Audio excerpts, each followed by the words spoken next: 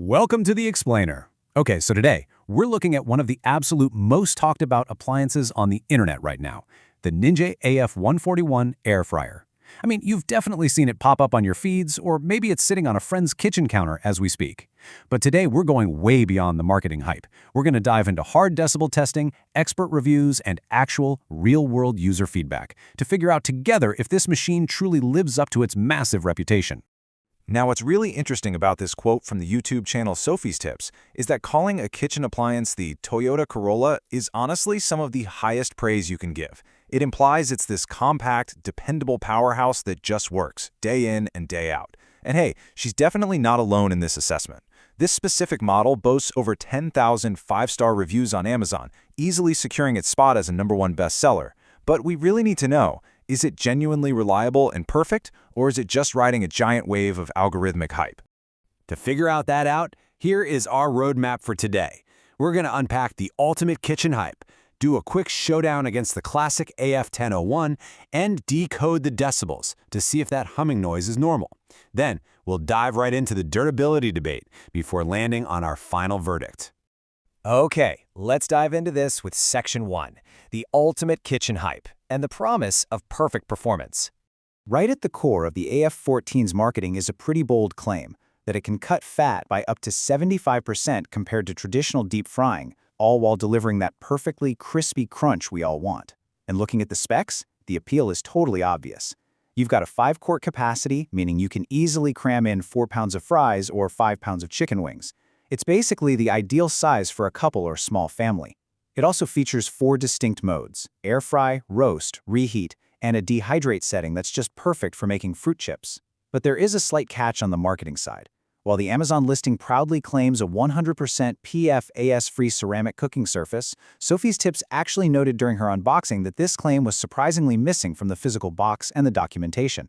Kind of weird, right? Regardless, she did a 24-hour cooking test where she banned herself from the stove, making macro toast for breakfast, chicken bites for lunch, and a full salmon and veggie roast for dinner. And the machine performed flawlessly, really proving its day-to-night versatility.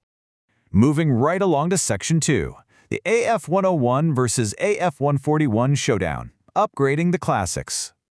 If you're currently in the market for a Ninja, you've very likely found yourself stuck trying to decide between the older classic, the AF101, and this newer AF141. Looking directly at the hardware, the newer AF141 steps up the game considerably.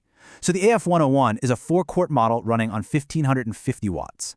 The reviewer at KitchenCap noted that, yeah, it's a fantastic machine, but it often requires you to manually pull the basket out and stir your food to get an even crisp. The AF141, on the other hand, bumps the capacity up to 5 quarts and the power up to 1,750 watts. That extra 200 watts is a real game changer. It translates to noticeably faster cooking times and, crucially, much better heat distribution. Simply put, you don't have to constantly babysit your fries with a spatula. And this brilliantly illustrates the difference.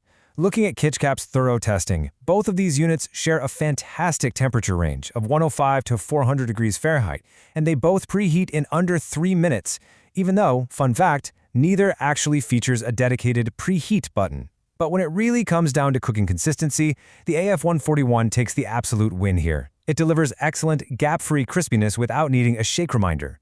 So while the AF101 is a bit more budget-friendly, the AF141, usually sitting somewhere between $90 and $130, clearly offers the performance edge. Which brings us to Section 3. Is that noise normal? Decoding the decibels. All that powerful performance naturally brings us to one of the most frequently Googled questions by brand new owners. Is that loud humming sound normal, or is my machine broken? Well, we actually have some solid decibel data from calibrated meter tests done by appliance experts. Here's the deal. A Ninja air fryer utilizes a convection fan that spins at a staggering 10,000 RPMs to blast that 400-degree air all around your food. Naturally, that moves a ton of air.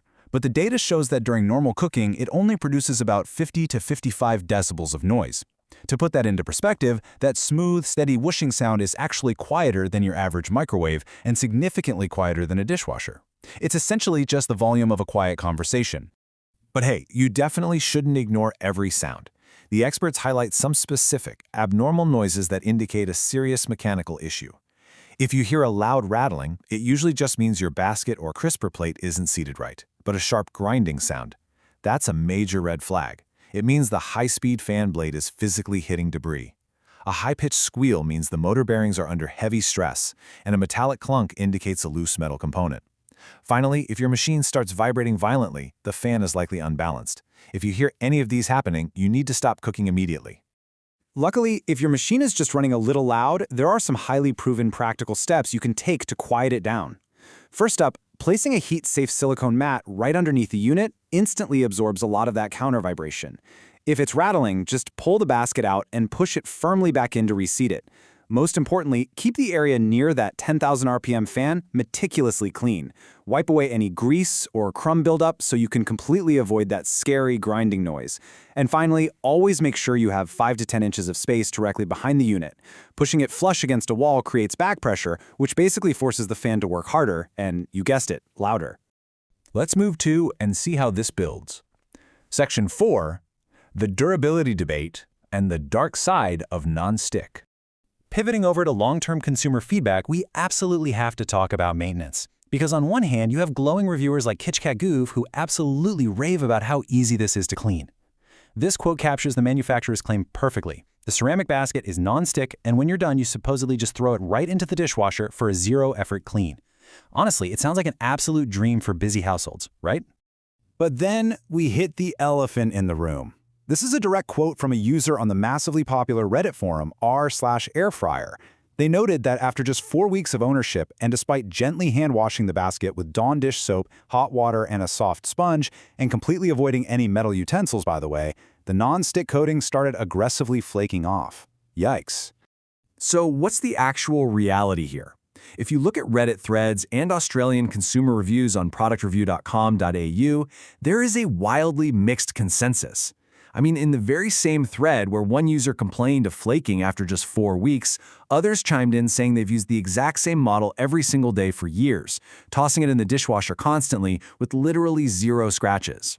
Some users theorize that Ninja might just suffer from inconsistent production runs. Basically, it's luck of the draw whether you get a durable basket or a shoddy one where cleaning becomes a total nightmare. Furthermore, an insightful Australian reviewer pointed out that despite the manufacturer's promises, the harsh, hot environment of a dishwasher surely must erode that Teflon or ceramic coating over time. That same reviewer highlighted another really common pain point. Scraping cold, trapped fat residue out of the base of the machine is notoriously tedious. All right, wrapping things up with Section 5, the final verdict, hype or hassle. So the crucial point is, after exploring the 1750-watt performance specs, decoding the mechanical fan noises, and wading into those intense Reddit debates over flaking ceramic coatings, it all comes down to weighing the pros and cons. On the good side, the machine is undeniably fast. It's incredibly powerful, and it cooks food with remarkable, even consistency without you needing to constantly shake the basket. Plus, it operates at a surprisingly quiet 55 decibels. But on the bad side, you are definitely taking a gamble on the durability of that non-stick coating. You'll likely have to deal with annoying fat residue cleanup by hand if you want to protect the basket, and you'll have to manually factor in preheat time since the unit lacks a dedicated button for it. Which leaves us pondering this final question.